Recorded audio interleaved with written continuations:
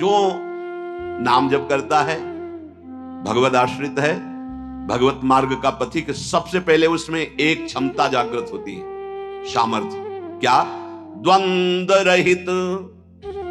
सेवक जी महाराज सेवक वाणी में, शत्रु मित्र सम जानी, मानि मान अपमान सम, दुख सुख लाभ नहानि, यह जो कृपा हरिवंश की। जिसके मुख में नाम चलता है और चित्त चरणारविंद के चिंतन में रहता है, मुख बरनत हरिवंश, चित्त नाम हरिवंश रति, मन सुमिरन हरिवंश। तो ये क्षमता आ जाएगी। क्या? ये द्वंद्व है, शत्रु और मित्र में समान भाव, मान और अपमान में समान भाव, लाभ और हानि में समान भाव, सुख और दुख में समान भाव, निंदा और स्तुति में समान भाव। तो बोले द्वंद्व रहित, द्वंद्व विमुक्ता। ये पहली साधक की वृत्ति जागृत होती, ध्यान रखना। अगर आपकी साधना परिपक्व अवस्था की तरफ जा रही है, आपकी साधना ठीक है, तो पहला लक्षण है तितिक्षवा। वो बहुत धैर्यवान और सहनशील होगा। सुख दुख लाभ हानि मान अपमान निंदा स्तुति, इसमें वो समान भाव रखेगा। चलो हमारी स्थिति ऐसी नहीं, लेकिन हमें सुनने को मिला तो समान भाव रखने की चेष्टा तो करें। पूज्यपाद सिउड़िया बाबा जी महाराज, यदि तुमसे कोई द्वेष करता है और तुम्हें भगवत प्राप्ति करनी, तो वो जब दिखाई दे तो उसके चरणों में प्रणाम करो। अगर पास से निकले तो राधे श्याम, वो भले ना बोले। अगर तुम ऐसा किए तो उसके बैठे हृदय में जो श्री भगवान है वो मिल जाएंगे तुम्हारे को। अगर तुम्हारी दृष्टि दोषयुक्त हुई तो कर लो भजन। जब तक वो नहीं मिटाओगे तब तक भगवत प्राप्ति नहीं होगी। हरिवंश नाम लीन जे अजात शत्रु ते सदा, यह शुद्ध परमार्थ अध्यात्म की चर्चा है। यहां व्यवहार को भी अध्यात्म बनाया जाता है। प्रयत्न करो सहने का, मिटाने का। क्या गाली दे रहा है कोई, श्रवणेंद्रिय ने सुना, मन में जाके दाह पैदा हुई, ये नहीं, मेरे भगवान अपने समीप मुझे ऊंचाई देना चाहते हैं, प्रेम की ऊंचाई, ज्ञान की ऊंचाई, इसलिए ये कटु वचन बुलवा रहे हैं, मुझे सहन करना है। राधा राधा राधा, आगे निकल गए। जो सुख दुख मान अपमान लाभ हानि आदि द्वंद्वों को सह जाता है, देख लो, यहां लड़ना नहीं है, भक्ति सहना सिखाती। बोले कब तक सहेंगे? जब तक भगवान ना मिल जाए। बोले वो तो बहुत ही दुष्ट हो जाएगा, अगर हर बार सहेंगे तो अगली बार और बढ़ के आएगा। कदापि नहीं। जो अपराध भक्त कर करे राम रोष पावक सो जरे, तुम सहो आग उधर लग जाएगी। उमा क्षमा सापौते भारी, अपने कर्म जाय अपकारी। तुम अपने को बचाओ, मालिक देख रहा है, वो ऐसा हिसाब करेगा। एक नवयुवक था जिसकी देखो हंसी उड़ाता था, बहुत परेशान करता था। एक भगत जी निकले उनके से, तो दाढ़ी मुझ को लेकर बहुत उपहास किया। 2 रुपए निकाले, उसको लगा पीछे आ रहे थे आर्मी के। फिर उनका उपहास गिरा के 10-5 लात थप्पड़ मारे ना, वो जो 2 रुपए दिए थे ना, हिसाब हो गया। अब दोबारा उस गली में नहीं खड़ा हुआ वो। राम रोष पावक सोजरी, तुम जाओ झुक के। वो आ रहा है झुकाने वाला, किसी रूप में रौंद के रख देगा उसको, क्योंकि उसका स्वभाव ऐसी जगह हाथ डालेगा जहां हाथ जल जाएगा। ये ना सोचो कि अगर हम 10 बार सह गए तो 11वीं बार वो फिर बोलेगा, बोलने लायक नहीं रहेगा।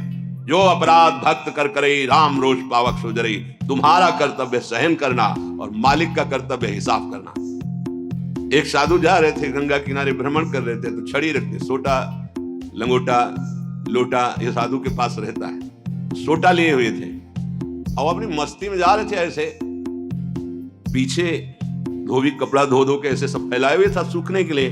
उसने देखा इतनी मेहनत से तो हम धो रहे, और बाबा जी रौंदता चला जा रहा, तो जिससे धोआ वो पीटने वाला डंडा वही दौड़ा लेके।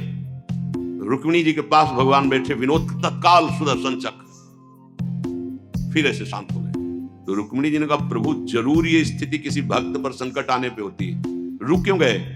बोले उसके पास लाठी थी, उसने हिसाब कर दिया। 2-3 डंडे बाबा जी ने मारे, 2-4 डंडे धोबी ने मारे, तो दोनों धोबी है, इसीलिए मट गए। हाँ, अगर वो सर झुका देता तो वहां द्वारिकाधीश का सुदर्शन चक्र सेकंड के कम हिस्से में उपस्थित हो जाता। सर्वव्यापी तत्व है भगवान के पार्षद, जैसे नारायण निकला और वहीं हरि पार्षद प्रकट हो गए। आप अगर डंडे चलाओगे ना तो हिसाब किताब आपका भारी पड़ जाएगा। अगर आपने सर झुका दिया तो वो हर समय तुम्हें देख रहा है। कोई क्षण ऐसा नहीं है, कोई जगह ऐसी नहीं जहां उसके नेत्र ना हो। हाँ, विश्व तच्चक्षुर, पूरे विश्व में उसके नेत्र विराजमान है। सहना सीखो, यदि आगे बढ़ना है तो सहना सीखो। हमारी बात मान लेना, अगर मान लोगे तो जान जाओगे कि इसका रहस्य क्या है। जो सह गया तो भगवान को प्राप्त हो गया। जितना सहोगे उतने महान बनते चले जाओगे। ये शिक्षा हमको एक शराबी ने दी थी।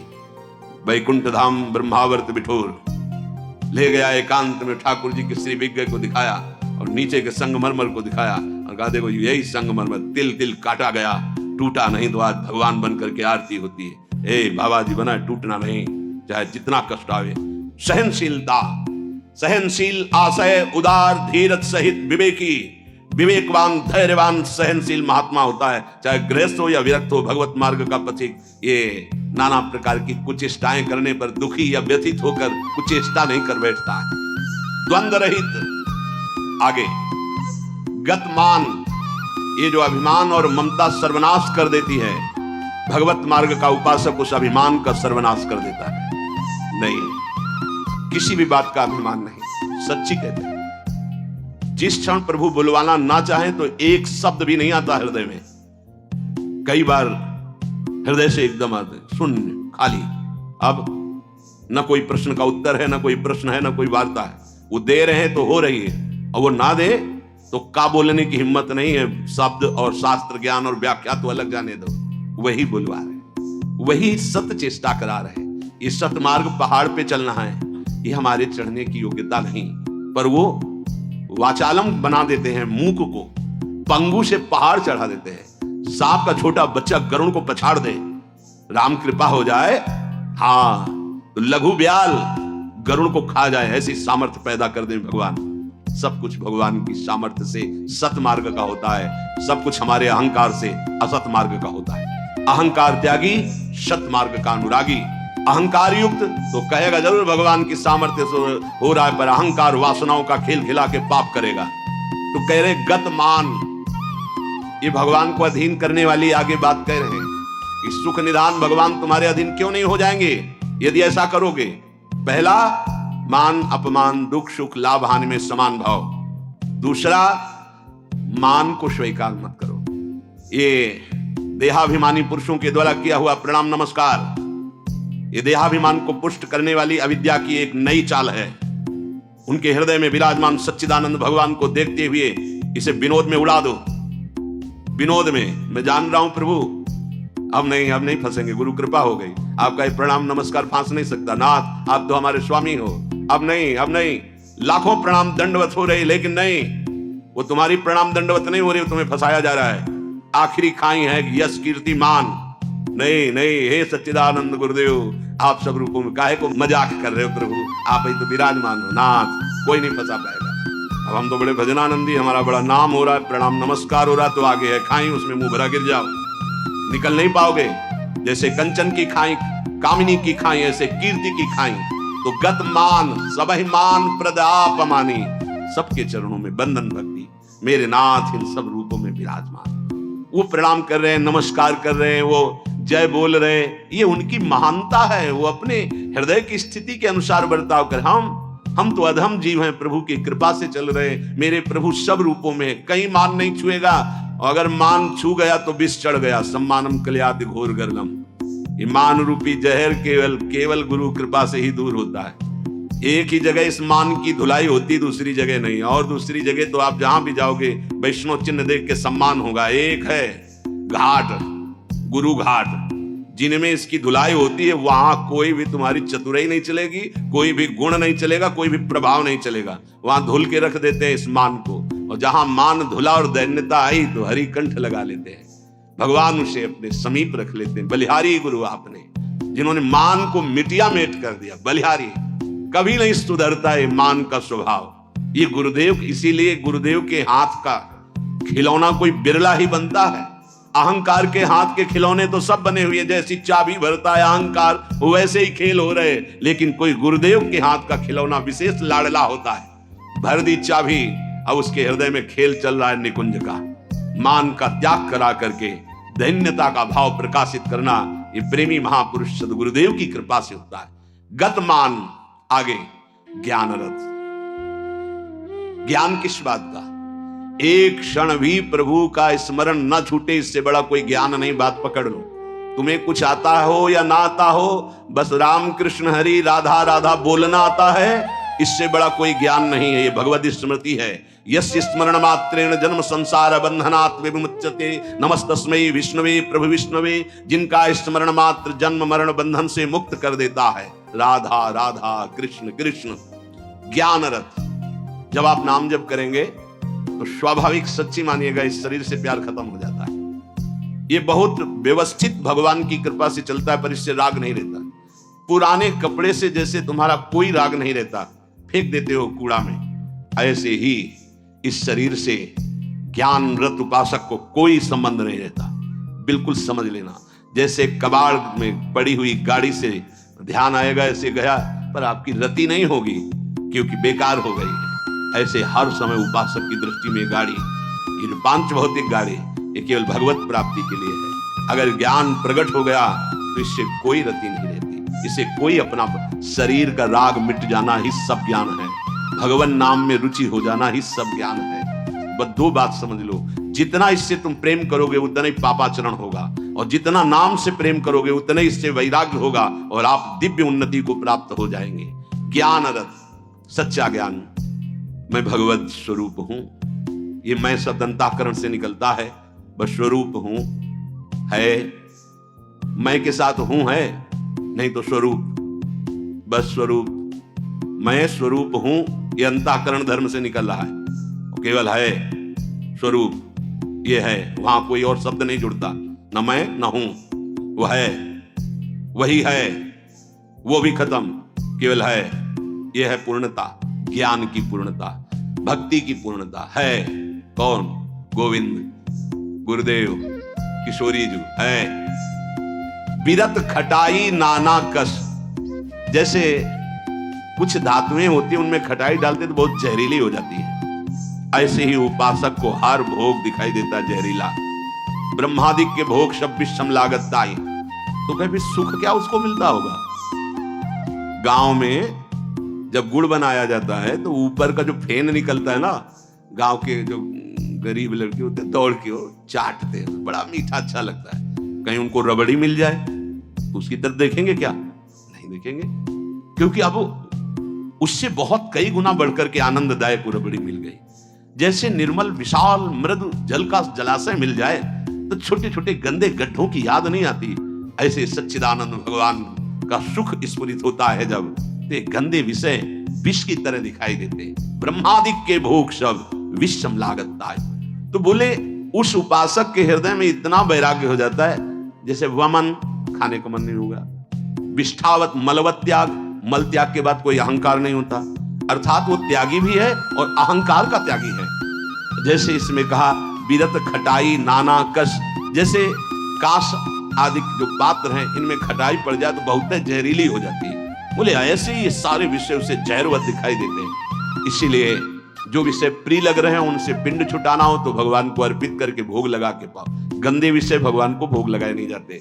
अगर कोई भी प्रिय पदार्थ है आपका कि ये तो हमें बहुत पसंद है, तो उससे पहले 20 मिनट प्रभु को भोग लगाओ और थोड़ा प्रसाद लेके बांट दो।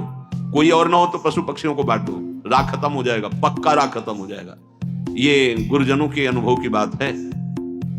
कुछ ऐसे पदार्थ होते हैं, पूज्य राधा बाबा भाई जी से कहा कि सब ठीक है आपकी कृपा से, पर मिठाई देखते ही प्रियता बढ़ जाती है, तो क्या अभी हमारा राग है मिठाई में? भाई जी हर समय बाबा की मनोवृत्तियों को देखने वाले महापुरुष, तो उनका नहीं, तुम्हारी स्थिति में मिठाई का राग नहीं है, ये स्वभाववश शरीर की आवश्यकतावश पूर्व अभ्यास रहा है। तो ऐसा हो जाता है कि जैसे सब पदार्थ रखा है, जो प्रिय है उसे उठा लिया और पाने लगे, उसका कोई राग नहीं है, स्वभाववश। तुम्हारे शरीर को आवश्यकता है तो स्वभाव बन चुका है, पर राग नहीं है। पर अपने लोगों की स्थिति नहीं है, अपने लोगों का राग है। हमें जो राग है, सच्ची मानो गुरुजनों की आज्ञा पे चले तो नष्ट हो जाएगा। जो प्रिय से प्रिय वस्तु लगे 20 मिनट भोग लगाना, दिखाना नहीं केवल, क्योंकि होगा ना कि गरम गरम पकौड़ा और चटनी और सब दिखा लो श्री जी को पालो, नहीं रसेंद्री को नहीं, श्री जी को पवाओ और इसके बाद एक पकौड़ा चटनी आप लो, बका दूसरे को दे दो, आप अपना पेट भरो रोटी से। आप देखो ना आपकी रसेंद्री बस में, रसेंद्री बस में हुई, हर इंद्री बस में हो जाएगी। यहां कह रहे बिरत खटाई नाना कस, ये नाना प्रकार के भोग भोगते समय बहुत व्यतीत हो गया। उस उपासक को ये विश्वत नजर आते हैं जिसको भगवत प्राप्ति की चाह होती। तो बोले सुख निधान सुजान कौशलपति वे प्रसन्न कहू क्यों न होई बस। यदि ऐसे चलोगे तो भगवान बिना बुलाए आपके पास आ जाएंगे। कैसे? द्वंद्व रहित, मान अपमान निंदा स्तुति समान भाव से सह जाओ। गतमान, कोई सम्मान करे स्वीकार मत करो, उसके भोक्ता मत बनो। ज्ञान रत, ये शरीर नष्ट हो जाएगा, तुम अविनाशी हो। विषय विरत खटाई नाना कस, जितने भोग हैं इनमें कोई सुख नहीं है। और फिर जैसे देह गे से प्यार करते ऐसे प्रभु से प्यार करने लगे। तो कह रहे प्रभु अपने आप आपके अधीन हो जाएंगे। सर्वभूत हित निर्व्यलीक चित भगति प्रेम दृढ़ नेम एक रस। तुलसीदास यह होई तबहि जब द्रवे ईस जेहि हतो शीस दस। भगवान जिसको अपना बनाना चाहते हैं तो उसके हृदय में एक बात प्रकट होने लगती है, कैसे सबको सुख पहुंचाऊं। सर्वभूत हित, ये बात, ये लक्षण है भक्त का। हमारे अंदर भक्ति आई, इसका लक्षण किसी को भी दुखी देख के मन कैसे इसको सुख पहुंचाऊं। भले हम कुछ नहीं कर पा रहे, लेकिन सर्वभूत हिते रताहा हमारे हृदय में आ गया, कैसे इसको सुख पहुंचाऊं। गोस्वामी जी ने संत हृदय की महिमा का वर्णन करना प्रारंभ किया तो लगा जैसे मक्खन कोमल होता है ऐसे संतों का हृदय कोमल होता है। तो लिखा संत हृदय नवनीत समाना, पर विचार किया है तो दोष हो गया। मक्खन तभी पिघलता है जब उसमें स्वयं ताप लगे, फिर तो संत की हृदय की बात गलत हो गई। अगर स्वयं के दुख में हृदय द्रवित होता है तो सबका होता है। ये मक्खन का उदाहरण तो ठीक नहीं बैठा। तो आगे तुरंत लिखा कहा कविन पर कहीं न जाना निज परिताप द्रवई नवनीता। पर दुख द्रवहि सो संत पुनीता। संतों का हृदय मक्खन जैसा होता है, कवियों ने कहा, पर ठीक नहीं बैठा। क्योंकि मक्खन को स्वयं जब ताप लगता है तब पिघलता है, लेकिन संत तो दूसरे के दुख को देख करके द्रवित हो जाते हैं। सर्वभूत हित, जो समस्त भूतों का मंगल सोचता है। तो आनंद घन चतुर शिरोमणि भगवान उस पर प्रसन्न हो जाते हैं, उसके हृदय में निर्विकारता प्रकाशित हो जाती है, उसका चित्त एक रस सच्चिदानंद सुख में निमग्न हो जाता है। तुलसीदास जी कहते हैं ये सौभाग्य उसी को मिलता है 10 शीश का हनन करने वाले भगवान जिस समय जिस जीव पर कृपालु होते हैं तो सत्संग मिलता है, और सत्संग से ये सब प्राप्त हो जाता है। अगर हमें नाम ऐसा प्रिय लगने लगे तो सब लक्षण आ जाएंगे। भगवान से भी बढ़कर के भगवान का नाम। ये शाम के कल बहुत इसका चिंतन होता रहा, बार बार हृदय आह्लादित होता था कि गजब की निष्ठा, नाम की गजब की निष्ठा। ध्यान पूर्वक सुनिए, हर शिकायत खत्म हो जाएगी। प्रिय राम नाम ते जाहि न रामो। बड़ा सुख मिलता है, जैसे शब्द है ना उनमें डुबकी लगाओ, एकदम निहाल कर। प्रिय राम नाम ते जाहि न रामो। ताको भलो कठिन कलिकाल हूं आदि मध्य परिणामो। प्रिय राम नाम ते जाहि न रामो। ये बैठा लीजिए, ये जीवन की सार बात। पद तो गोस्वामी जी का कई बार, लेकिन इससे पहले महामहिम पूज्य श्री भाई जी हनुमान प्रसाद पोद्दार जी के द्वारा ये बात मिली थी। जीवन में पहली बार ये बात पूज्य भाई जी के द्वारा मिली थी कि अगर तुम्हारे सामने भगवान आ जाए, उनके दर्शन कर रहे हो, नाम छूट गया, तो हमें नहीं चाहिए ऐसे भगवान। जिससे हमारा भगवान का नाम छूट जाए। ये भाई जी की बात। फिर पद मिला बहुत काल के बाद, ये कल पुनः इसका कृपा करके गोस्वामी जी ने दर्शन कराया और चिंतन कराया। ए बेपरवाह, अद्भुत मस्ती है इस बात में। जिसे भगवान नाम इतना प्यारा लग गया है कि यदि स्वयं भगवान कहें कि अब मैं तुम्हें मिल गया, मेरे लिए तो भजन कर रहे थे, अब आज से नाम जपना छोड़ दो, तो वो स्वीकार नहीं करेगा। उपासक कहेगा नाम नहीं छोड़ सकता महाराज, आप आओ या ना आओ, आप जाओ या रहो, आपकी मर्जी की बात। नाम से प्रिय बढ़कर आप नहीं हो हमें। ये बात बहुत बड़ी बात।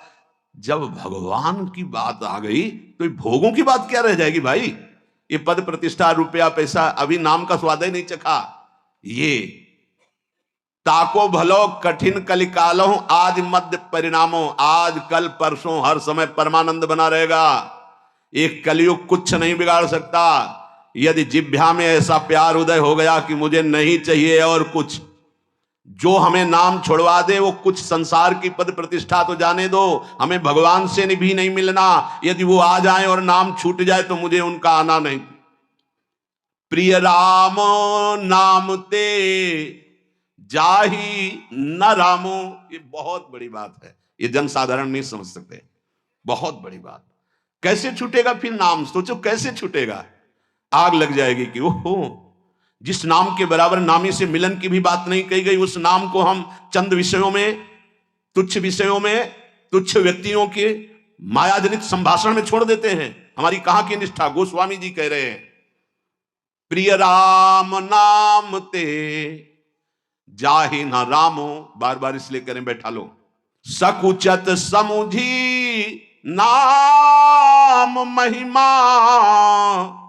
मद लोभ मोह को कामो, राम नाम जप निरत सुजन पर, करत छाह घोर घामो, प्रिय राम नाम ते जाहि न रामो। बस यही लगता है, यही परम विश्राम है। इससे बड़ी कोई बात नहीं हो सकती। राम जी मिल जाएं और वो कहें कि हमारा नाम छोड़ दो, अब हमें स्वीकार करो, हम तो मिल गए ना, तो वो उपासक भगवान से कह देगा आप चले जाइए। जिस नाम के बल से आप हमारे पास आए उस नाम को मैं नहीं छोड़ सकता। आप कभी मत दर्शन देना, कभी मत आना, आप हमें हर दुख देना, पर मैं नाम नहीं छोड़ सकता। ये बात पकड़नी, ये बात पकड़नी। पकड़ लो, सब कुछ तुम्हारे अधीन हो जाएगा। मुझे आपसे मिलने की आवश्यकता नहीं है यदि नाम छूट जाए तो। यही भाई जी लिखा था प्रियालाल के लिए, राधा कृष्ण के लिए। सबसे पहले भाई जी की बात तो थोड़ी देर तो विचार चलता रहा इस विषय का कि नाम साधन है और साध्य है प्रभु। जब प्रभु को हम देख रहे हैं तो नाम भूल गए तो कौन सी बड़ी बात है, क्योंकि नाम का फल तो प्रभु ही थे ना। उस समय समझ में नहीं आया, बाद में समझ में आया उन्हीं महापुरुषों की कृपा से, जो आज गोस्वामी जी कह रहे हैं कि यदि कोई कहे कि तुम्हें राम मिल जाएंगे, या राम जी ही कहें कि मैं मिल जाऊंगा, मेरा नाम छोड़ दो, तो उपासक का हृदय कहेगा, नाम जापक का, कि यदि आपके मिलने से नाम छूट जाता है तो आप कभी हमसे मत मिलिए। मुझे आवश्यकता नहीं आपसे मिलने की। यदि मेरा गुरु प्रदत्त नाम छूट जाए तो आपके मिलने की आवश्यकता नहीं। उसका नाम ऐसे चलता है हृदय में, श्वास में, जिह्वा में, रोम रोम में। ऐसा अपार प्रेम उसके हृदय में प्रकट होता है, ऐसी मतवाली मस्ती होती है कि भगवान उसे कभी छोड़ ही नहीं सकते। इस कराल कलिकाल में आदि प्रारंभ, मध्य और अंत, कभी किसी का कल्याण हुआ है या हो रहा है या होगा तो ऐसे नाम प्रेमी का होगा। ये आदि मध्य परिणामों। अगर नाम जब चल रहा है तो जो पीछे महापुरुष हुए हैं, जो अब हैं, जो आगे होंगे, वो नाम के प्रभाव से ही है। नाम की महिमा इतनी अपार है, ध्यान दीजिए। अभिमान, लोभ, अज्ञान, क्रोध, काम, ये उसके हृदय में ही नहीं रह जाते जिसके निरंतर नाम चलने लगता है।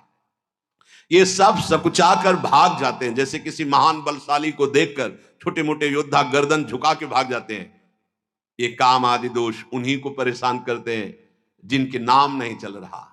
सच्ची मानिए, मान लीजिए, विश्वास कर लीजिए, बहुत बड़े लाभ की बात है नाम। सामने ही ये सर ऊंचा नहीं कर सकते। कौन?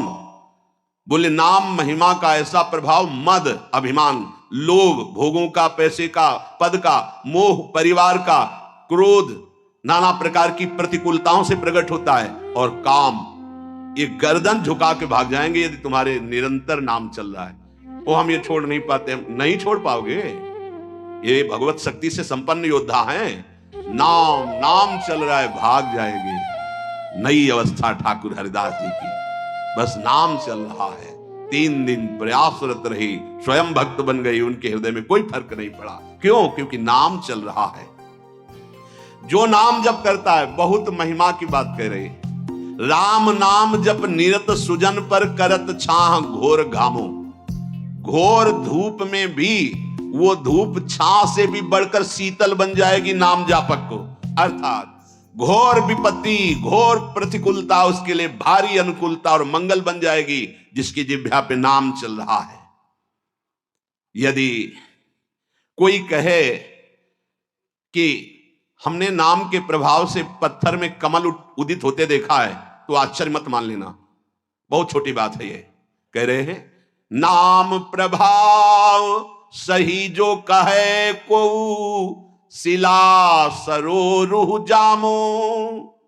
जो सुन सुमिरी भाग भाजन भई, सुकृत शील भील भामो। यदि कोई तुम्हें ऐसा कह दे कि हमने देखा है पत्थर में कमल खिल गया, असंभव, तो तुम मान लेना कि वो नाम जापक ऐसा हो सकता है। नाम जापक कुछ भी कर सकता है, क्योंकि नाम में कर तुम अकर तुम अन्यथा सब सामर्थ्य विराजमान। जो बिल्कुल नहीं हो सकता वो भी हो सकता है, अन्यथा कर तुम। जैसे जहां सुई का धागा जाना छेद में बहुत कठिन होता है सुई के, वहां से अनंत ब्रह्मांड भगवान पार कर सकते हैं, और उन भगवान को अधीन करने वाला नाम है, सब ठीक हो जाएगा। सब कुछ हो सकता है। नाम की महिमा समझ करके ये तुम्हारे काम क्रोध लोभ मोह मद मत्सर्य सकुचा कर भाग जाएंगे, सामने नहीं आएंगे। भारी से भारी प्रतिकूलता दुख तुम्हारे लिए आनंद प्रदान करने वाली बन जाएगी।